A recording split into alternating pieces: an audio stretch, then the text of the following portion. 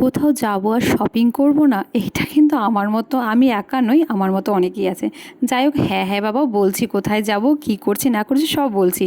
ওখান থেকে আমি সুইমিং কাস্টমের ড্রেস নিয়ে নিলাম পুরো ফ্যামিলির, আর ওখান থেকে নিয়ে নিলাম জুতো, একটা জুতো কিনতে গিয়ে দুখানা। যাই হোক, আর এখানে সকাল সকাল ঝোলা টোপলা টাবলি নিয়ে সমস্ত কিছু নিয়ে চললো ভোলা। আমরা বলছি কোথায় যাচ্ছি, আমরা যাচ্ছি দীঘাতে। আর এখানে যে মমিতাদি, উজ্জ্বল দা, তারপর হচ্ছে অর্ক সোনা, সবাই মিলে হই হুল্লার করতে করতে জমজমাটিভাবে শ্যামনগর থেকে ওদেরকে সোদপুর থেকে নিয়ে এইবার দীঘার উদ্দেশ্যে রওনা দিয়ে দিলাম।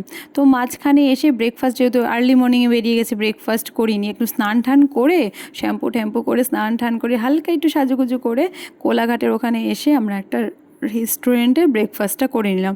ব্রেকফাস্টে বেশ একটা ভারী ব্রেকফাস্ট ছিল, চা খাবো না এটা হতে পারে না। আর হ্যাঁ, দীঘাতে যাব ডাব খাবো না, না না না, এটা তো হয় না। যাই হোক, ডাব টাব খাওয়া শেষ, এবার আস্তে ধীরে সুন্দর করে। আর হ্যাঁ শোনো, এই প্রথমবার আমি কোথাও গিয়ে বমি করলাম না, তাও আবার মেডিসিন নিইনি। আর দেখো হোটেলটা দেখো, পুরো সেন্ট্রাল এসি ছিল, কি সুন্দর না। দেখো এখানে ডুগুরা সবাই সুইমিং করছে, মাস্তি করছে, মমিতা, তারপর হচ্ছে অর্ক, সবাই সবাই, শুধু আমি বাদে। আমি কেন সুইমিং পুলে নামিনি সেটাও বলবো খুব তাড়াতাড়ি। নাও এবার শুনে নাও আমি কেন এবার নামতে পারিনি, কষ্টের কথাটা। এত মজা, দীঘাতে আসবো সাডেনলি প্ল্যান হয়ে গেলো, সমস্ত কেনাকাটা কমপ্লিট, প্যাকিং কমপ্লিট। আর আমার একটা ট্রলি আর ডুগুর আর সুব্রতার একটা ট্রলি। তো ডুগুর আর সুব্রত ট্রলি তো নিয়ে চলে এসছে। আমি যখন রুমে এলাম সবার লাগেজ নামাচ্ছে, তখন আমি বলছি আমাদের গাড়ি থেকে, যেহেতু আমরা আমাদের গাড়ি নিয়ে এসেছি, আচ্ছা আমার ট্রলি কোথায়, শুধু তুমি আনো না? বলছি না, আমি আমার বেডরুমের সামনে যেহেতু দোতলায় থাকে ওখানে রুমের মধ্যে রাখা, না আমি আনিনি, ব্যাস আর কি করা যাবে। কোনো রকম এখানে এমজিবি বলে একটা তোমার শপিং মল আছে, দুই একটা জামা কাপড় কিনলাম। আর বললো যে কালকে, আজকে ফোন করা হয়েছে অনেকেই, বললো যে কালকে ব্যাগটা পাঠানোর ব্যবস্থা করছে, 10টার মধ্যে ব্যাগটা চলে আসবে। ওখানে সুইমিং কাস্টিউম থেকে শুরু করে সমস্ত কিছু ছিল। আজকে সবাই সুইমিং করছে, আমার মনটা এত খারাপ লাগছে, করতে পারলাম না, কি আর করা যাবে।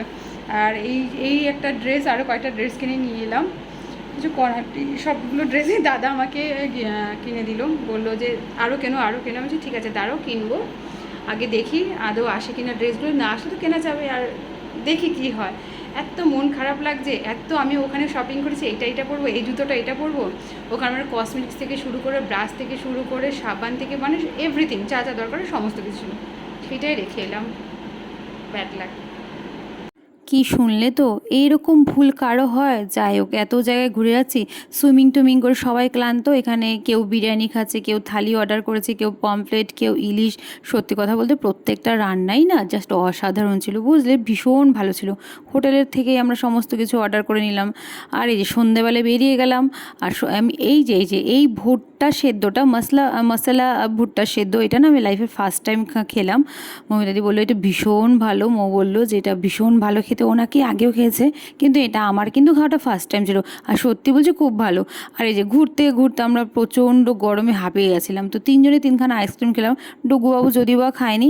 আর এখানে ঘুরু করে এসে বললাম বাড়িতে তো সবাই সবার মতো খাই, চলো সবাই একসাথে ডিনারটা করিনি, সবাই একসাথে বসে হা হা হি করতে করতে। এখানে ছিল মটন কষা, তারপর হচ্ছে তোমার রুটি, ভাত, ডাল, আলু ভাজা, যার যেটা ভালো লাগে সে সেটা কর। আর এই যে ভিডিওটা কেমন লাগলো অবশ্যই জানিও, পার্ট 2টা খুব শীঘ্রই আসছে।